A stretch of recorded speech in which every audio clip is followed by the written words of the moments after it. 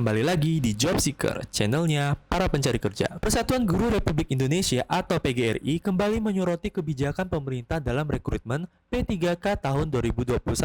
Ketua Umum PB PGRI, Unifah Rosyidi memahami kebijakan pemerintah menyangkut P3K di tengah keterbatasan anggaran yang tersedia. Namun, Unifah menilai pola rekrutmen guru dan tenaga kependidikan atau TENDIK dalam seleksi P3K perlu diperbaiki. PGRI menilai dalam seleksi P3K guru tahun 2021, pemerintah tidak memberikan afirmasi masa kerja yang adil. Seharusnya, kata Unifah, besaran afirmasi disesuaikan dengan masa pengabdian guru. PGRI berpendapat bahwa guru dan tendik yang telah mengabdi minimal 5 tahun atau lebih telah menunjukkan loyalitasnya terhadap pendidikan, sehingga secara otomatis diluluskan P3K. PGRI juga mendesak pemerintah menetapkan guru dan tendik yang lulus P3K di sekolah tempat asalnya. Hal itu bertujuan agar tidak mengganggu aktivitas belajar mengajar di sekolah tersebut. Selain itu, PGRI berharap rekrutmen guru dan tendik baru di sekolah negeri selanjutnya hanya dengan status PNS atau P3K, tidak ada lagi yang berstatus honorer. Sekretaris Ditjen Guru dan Tenaga Kependidikan atau GTK, Kemendikbudristek Nunuk Suryani memastikan saat ini P3K tahap ketiga masih dalam pembahasan Kemendikbudristek dan Panselnas. Lalu, kapan pendaftaran P3K guru tahap ketiga dibuka? Jika dilihat dari seleksi tahap pertama dan kedua, P3K tahap ketiga tahun 2022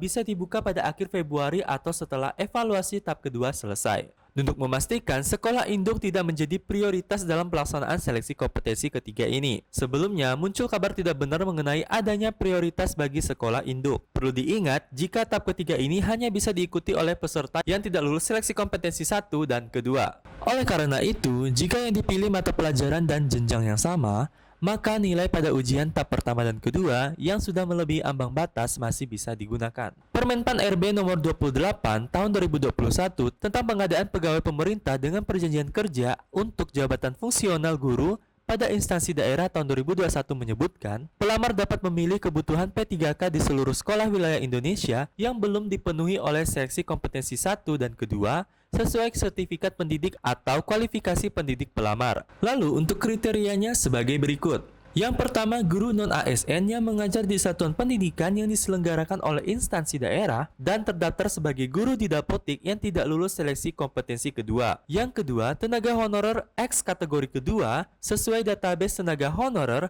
Badan Kepegawaian Negara yang tidak lulus seleksi kompetensi kedua. Yang ketiga, guru swasta yang mengajar di satuan pendidikan yang diselenggarakan oleh masyarakat dan terdaftar sebagai guru di dapodik yang tidak lulus seleksi kompetensi kedua. Dan yang terakhir adalah lulusan pendidikan profesi guru yang belum menjadi guru dan terdaftar di database lulusan pendidikan profesi guru Kemendikbudristek yang tidak lulus seleksi kompetensi kedua. Nah, peserta diharuskan melakukan pemilihan keputusan formasi ulang. Peserta bisa kembali mendaftar formasi melalui link pendaftaran di sscasn.bkn.go.id.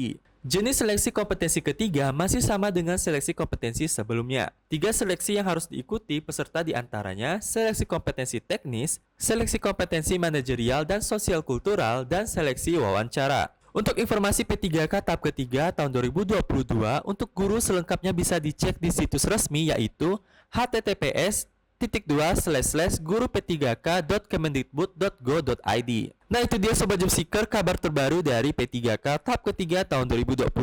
Bagaimana nih menurut kalian? Itu saja informasi yang dapat kami sampaikan di video kali ini. Jangan lupa untuk like, comment, share, dan subscribe channel ini. Jangan lupa untuk nyalakan lonceng notifikasinya agar kalian selalu mendapatkan informasi terbaru dari channel ini. Sampai jumpa di video selanjutnya.